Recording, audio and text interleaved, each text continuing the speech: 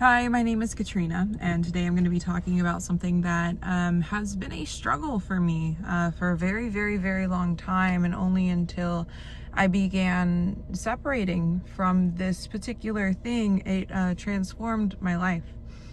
So how many of you guys go on the road?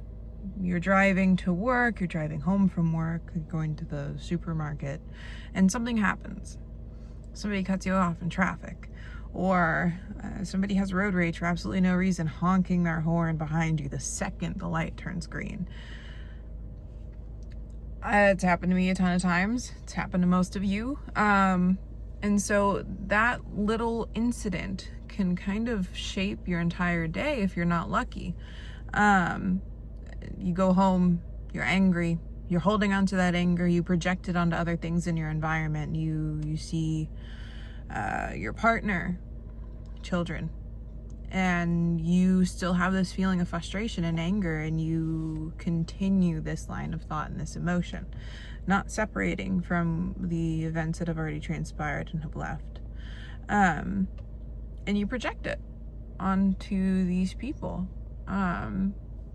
So emotionally leading your life is something that a lot of people do. They will look to their body for confirmation of how they're going to think and feel about a situation.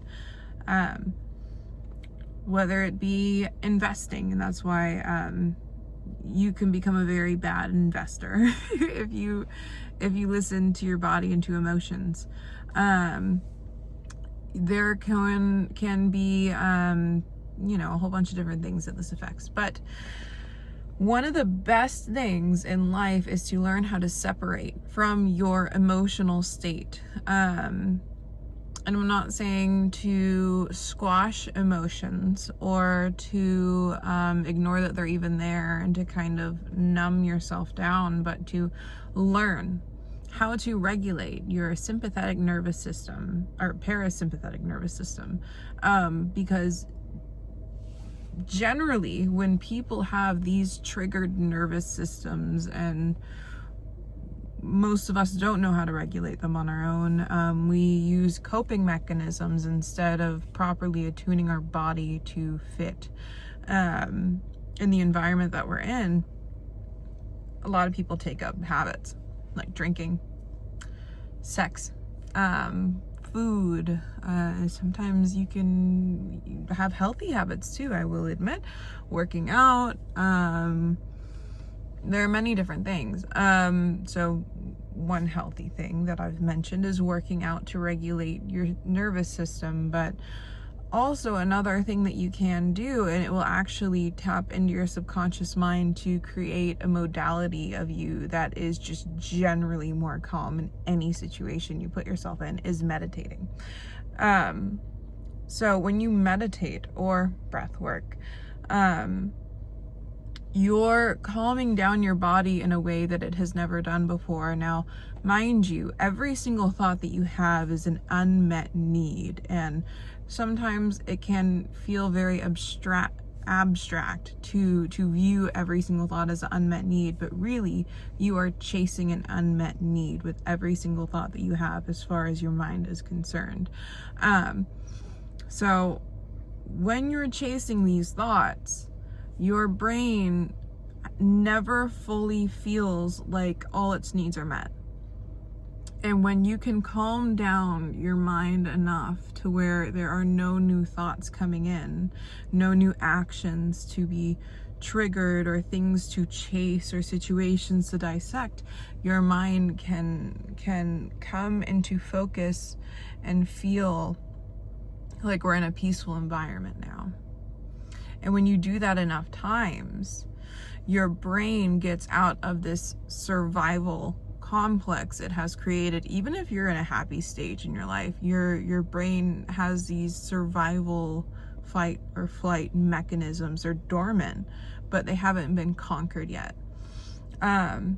So bringing that into focus and telling your body it's okay and it's safe will develop new routes in your brain to better deal with stress, to have more sustainable focus and attention. The gray matter, which is the fluid learning part of your brain, will increase. And also, on average, when you meditate, your IQ can go up 23%, I think it is. It's a huge difference. Also, you will build skills to make you more empathic. I think that when people hear that they're going to become more empathic, they're going to become more pacified, which is not the case. You become more empathic because also when you're quieting your thoughts, you're also understanding what's going on in your own brain, and thus when you understand yourself more, you understand other people more, creating empathy because of this shared perspective of what they're thinking and going through. So you're able to read other people better. So there's a duality of it. There's, of course, the compassion because you're understanding their viewpoints, but you're also able to understand what is going on in their mind, read them better, and thus have better people skills, communication skills. You're able to work on an introspective and introspective level where you work with other people better.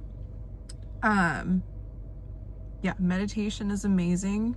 There are other ways to do it though, because I think a lot of people hate meditation, and it's the same story for everybody almost. You decided you wanted inner peace like the Buddha.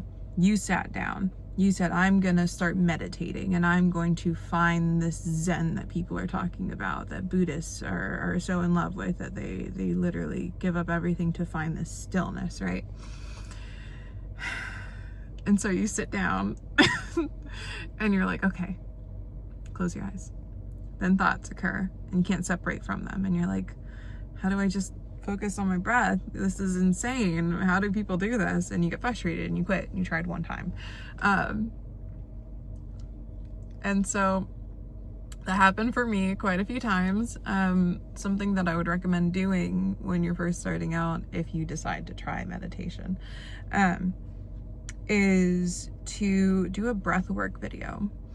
When you focus on the breath with a trainer involved that is continually telling you, breathe in, breathe out, breathe in, breathe out, it is gonna develop this focus and attention on the breath that is very hard to do on your own. And a lot of people also try to do it for insane amounts of time, like 20 minutes, 30 minutes, 40 minutes, just out of the get-go. Like, I'm gonna conquer this and go deep into it. You don't go to the gym and immediately do backflips when you start working out. So why would you do that with meditation?